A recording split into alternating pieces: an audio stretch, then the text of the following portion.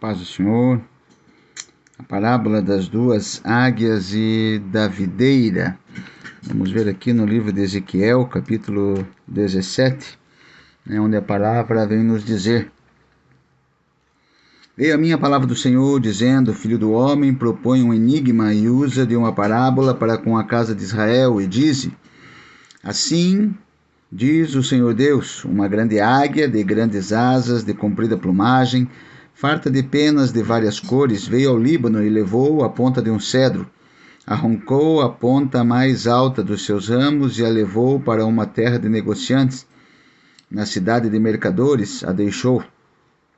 Tomou muda da terra e a plantou num campo fértil. Tomou-a e pôs junto a muitas águas, como salgueiro.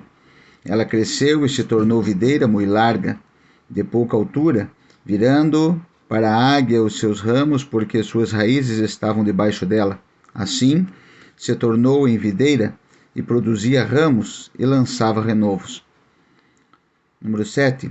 Houve outra grande águia, de grandes asas e de muitas penas, e eis que a videira lançou para ela as suas raízes e estendeu para ela os seus ramos, desde a cova do seu plantio, para que a regasse. Em boa terra, à borda de muitas águas, estava ela plantada, para produzir ramos e dar frutos, e ser excelente videira. O 9. Dize, assim diz o Senhor Deus, acaso prosperará ela?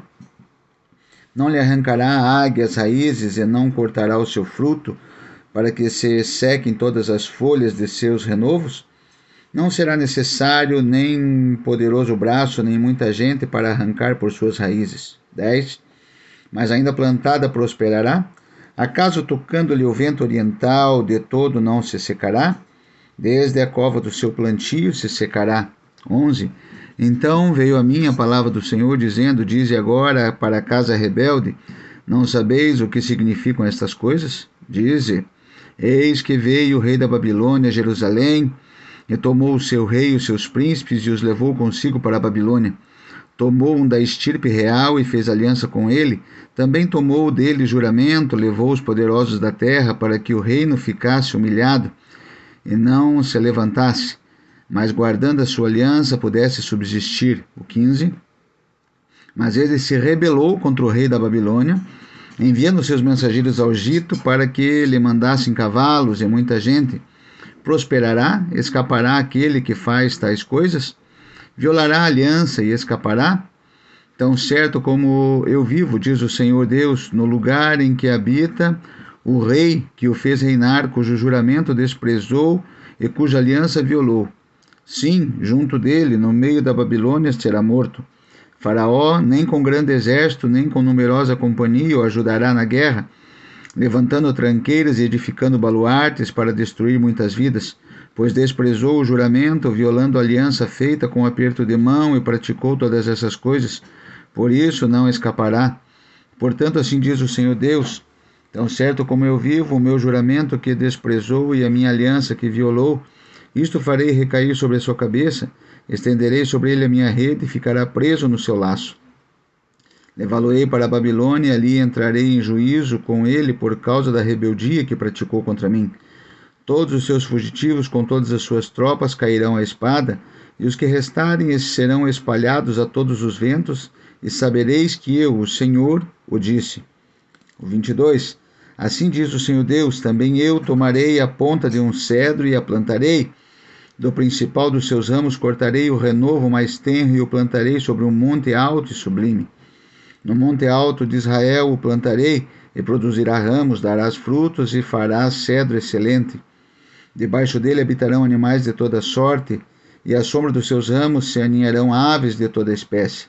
24. Saberão todas as árvores do campo que eu, o Senhor, abati a árvore alta, elevei a baixa, sequei a árvore verde e fiz reverdecer a seca. Eu, o Senhor, o disse, eu fiz. Então, meus queridos, para nós situarmos a leitura, não podemos perder o nosso foco, no livro de Ezequiel. Dentro desses 48 capítulos, estamos aqui agora no capítulo 17, onde fala da parábola das duas águias e na videira. Nós vamos estar falando aqui sobre essa parábola, né, nesses 24 versículos, veremos duas águias. Esse oráculo não é datado, né, não tem uma data aqui, mas se nós formos olhar ali no capítulo 8, verso 1, vai dizer no sexto ano, né, no sexto mês, aos 5 dias dos meses. Se nós formos um pouquinho para frente, no capítulo 20, verso 1, vai dizer ali no quinto mês, do sétimo ano, aos 10 dias do mês, que fala ali, né, sobre o sexto e o sétimo ano do exílio de Joaquim, 592 a 590, mais ou menos, antes de Cristo. Nabucodonosor estabeleceu o cerco, né, de Jerusalém, a Jerusalém, em 588, e depois Ezequias, né, do trono em 586, né, ali está no verso 20. Ezequiel diz, ao iniciar esse capítulo, né, que ainda veio a ele, filho do homem, a palavra do Senhor, né, e dizia para propor à casa de Israel um enigma, né. Nessa alegoria de Ezequiel, a águia representava o poderio da Babilônia, que era o comando de Nabucodonosor. A ponta do cedro, né, então era o reino de Judá, a dinastia de Davi, né, que por essa ocasião, isso nós fomos ver todo o reinado já mais ou menos aí em torno de 300 anos. Né. Essa águia bonita, de grandes asas, né, plumagem colorida, como descarta, foi ao Líbano e arrancou a ponta mais alta de seus ramos. Era uma referência, né, então ao exílio e ao cativeiro, que era o reinado de Joaquim, né, foi o cativeiro de Joaquim, que era do reinado dele, que foi levado para a Babilônia.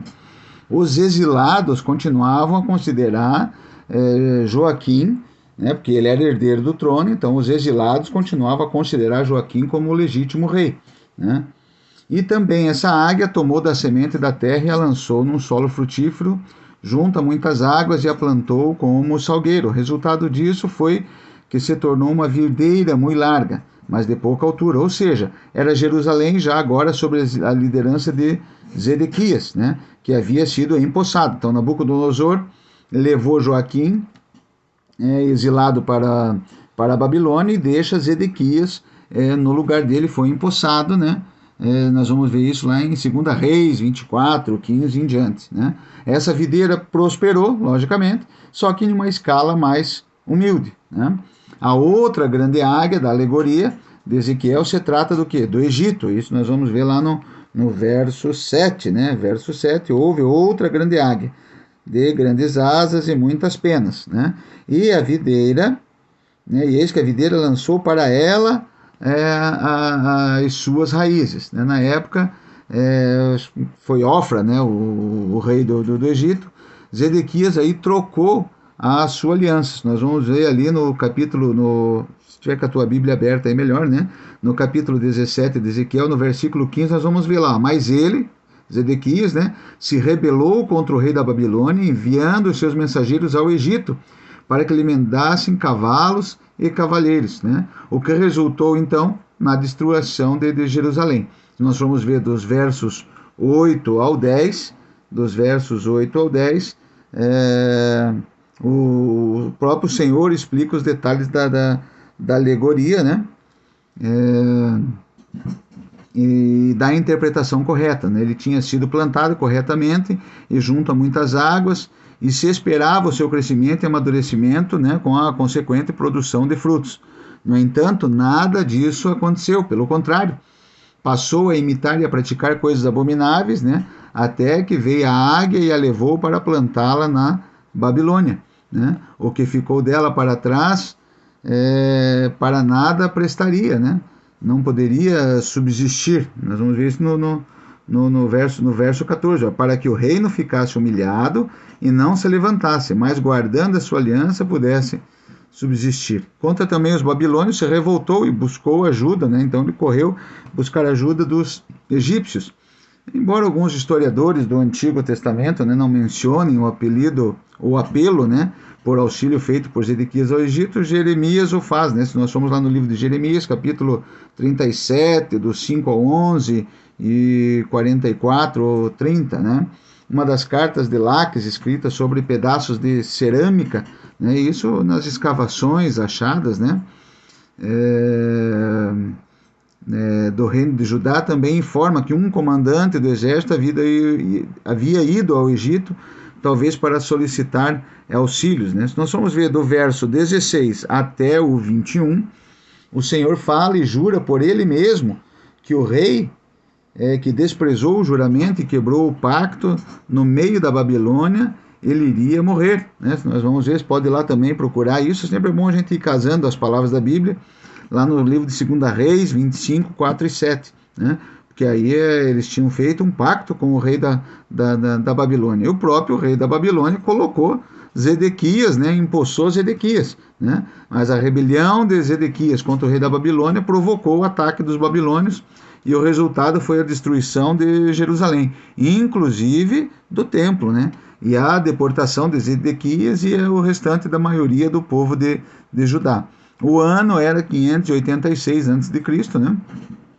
E apesar de ser um vassalo, né, que foi nomeado por Nabucodonosor, né, Zedequias se juntou, se aliou ao Egito e outras nações numa conspiração, né, contra os babilônios. Nós podemos entrar lá, né, tanto aqui no livro de Ezequias, como se nós formos lá em Jeremias, capítulo 27, versos 3 a 8. Né, e essa decisão infeliz do rei de Judá em se rebelar contra a Babilônia pode ter, teve esse incentivo, né, que foi o rei Ofra, né, lá dos egípcios. Né, foram quase 2 anos, né, exatos aí do cerco dos babilônios contra Jerusalém. Aproximadamente aí 540 dias, né, contados, né, desse cerco. A fome apertou e não havia pão para eles comer. Foi nesse momento que a cidade foi arrombada, alguns deles fugiram, né, inclusive o rei. No entanto, eles foram alcançados, presos, fizeram subir, né, o rei de Judá até Babilônia, a Ribla, né, e ali foi pronunciada a sentença contra Zedequias, né. Os seus filhos foram mortos à espada, às suas vistas. Zedequias teve os olhos vazados, seus pés presos em cadeias e assim levado para a Babilônia, né. Aí nós vemos a história. Se Zedequias tivesse ouvido os profetas Jeremias e Ezequiel, né, se o povo já tivesse ouvido, se nós formos um pouquinho para trás lá, né, ó, livro de 2 Crônicas 36,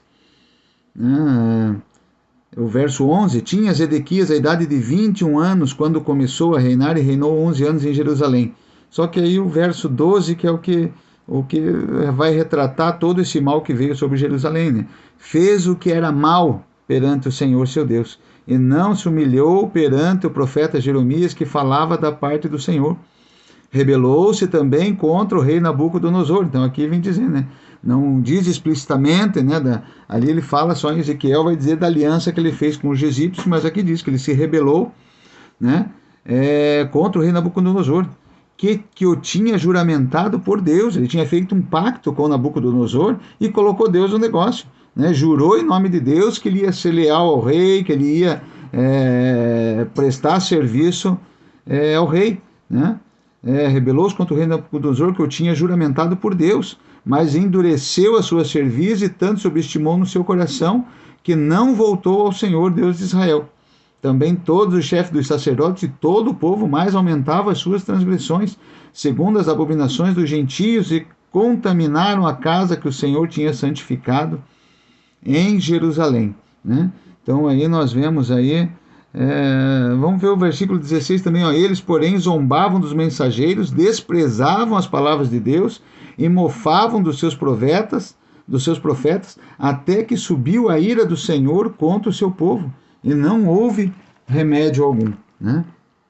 Então, é uma coisa tremenda. Se nós for trazer essa aplicação para os nossos dias, já está bem visto aqui, né? Que o que aconteceu com o povo de Israel lá foi porque virou as costas para o Senhor, né? Desobedeceu ao Senhor, fez um juramento em nome do Senhor, né? A palavra de Deus diz que a palavra do homem tem que ser sim, sim, não, não, né? O que passar disso é procedência maligna, né? Então a palavra do homem, eles tinham jurado manter a fidelidade com o rei. Quem sabe o templo não seria destruído, o restante de Jerusalém não teria sido destruído se eles tivessem mantido a palavra. Mas uma pessoa que não tem Deus no coração não vai conseguir manter a palavra, né? Quem sabe, né, se Zedequias tivesse dado ouvido aos profetas, nada disso teria acontecido a ele, né? Jeremias até tinha tentado convencer o rei a se render, né? Pois o julgamento do Senhor é inevitável, né? O Senhor, mesmo que nós sejamos infiéis, o Senhor continua fiel na sua palavra, né? Quem sabe se tivesse tido uma rendição pacífica, não tivesse ido atrás, né, de outros, em vez de correr ao Senhor, foi correr aos egípcios. Aí deixa várias lições para nossas vidas também, né? Em vez de nós corrermos atrás, eles foram correr atrás de egípcio, da força humana, de outros reis, de pessoas que não adoram o Senhor, né? Foi correr atrás de alguém que tinha outros deuses, que não confiava em Deus. A palavra de Deus diz assim, ó, uns confiam em carros e outros em cavalos, mas nós fazemos menção do nome do Senhor. O que é isso?